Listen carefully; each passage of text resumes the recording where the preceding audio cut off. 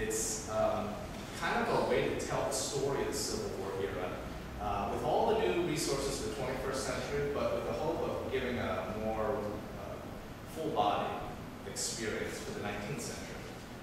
So, sometimes we study the Civil War era, especially becoming the Civil War, the aftermath of the war, it leaves students a little dry.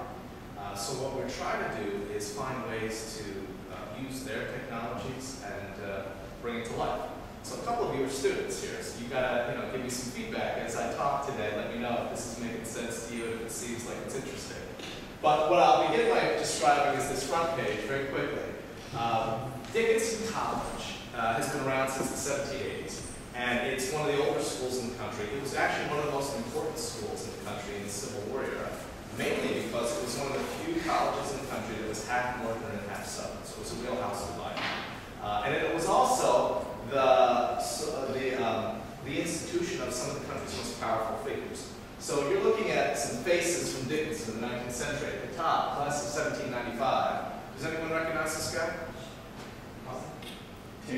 Roger Tawney is how you pronounce it. In Maryland they have Taneytown Road, it goes down from Gettysburg. It's spelled Taney, like he said, T-A-N-E-Y, but Roger Tawney was Chief Justice of the United States from 1835 to 1864, one of the most important jurists in the country, and the author of the Dred Scott decision. Now, underneath him, class of 1809, anybody recognize him? James Buchanan. So the President of the United States and the Chief Justice of the United States in the years before the Civil War were both Dickinson graduates. This person right here should be better known than he is. I know somebody here knows who this is, but does anybody else know who this is, class of 1828? So who is this? That's my husband, James Miller McKim. James Miller McKim, who was almost like William Lloyd Garrison in Pennsylvania, one of the leading abolitionists in the state, an important figure in the Underground Railroad, and somebody we're going to talk about today. Now, this person right here is actually one of the better-known intellectuals of the 19th century, but again, nobody really remembers him anymore. Class of 1849. Does anybody recognize this face? This is a challenging one. This guy's name is Moncure Conway. He was a Southern-born abolitionist. He was born to a prominent slaveholding family, came to Dickinson, saw a fugitive slave riot and its aftermath, began to have an awakening, decided that he was going to be a Methodist preacher. As he was circuit riding in Maryland, he began to read Ralph Waldo Emerson and other transcendentalists, and he started to decide that he was on the wrong path.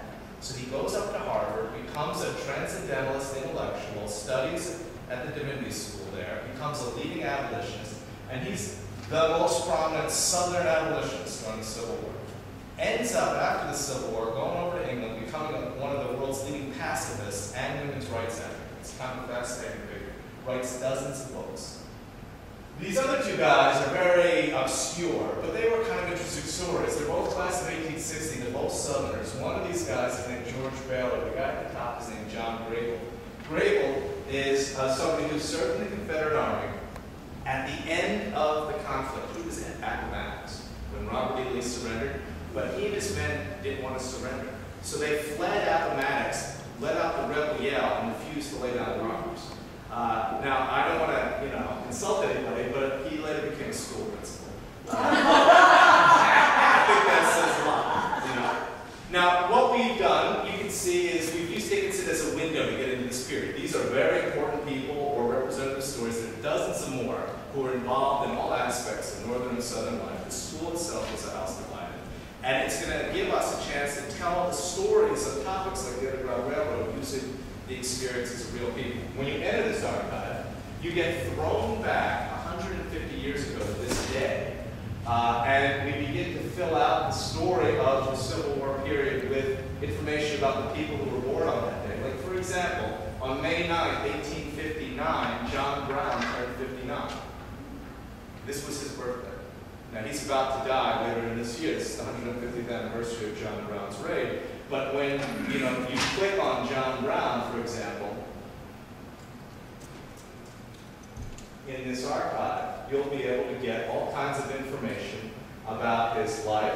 If you scroll down here, we've clipped little notes from different textbooks and other materials about Brown that describe him and his career. You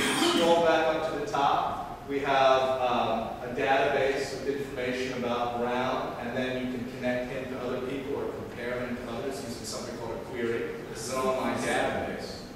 If you go to events, you'll see a timeline of his life, and you can click on any one of those events, and it will take you to that event, and then you can move around. Documents. For all of these people, we're collecting documents by and about them.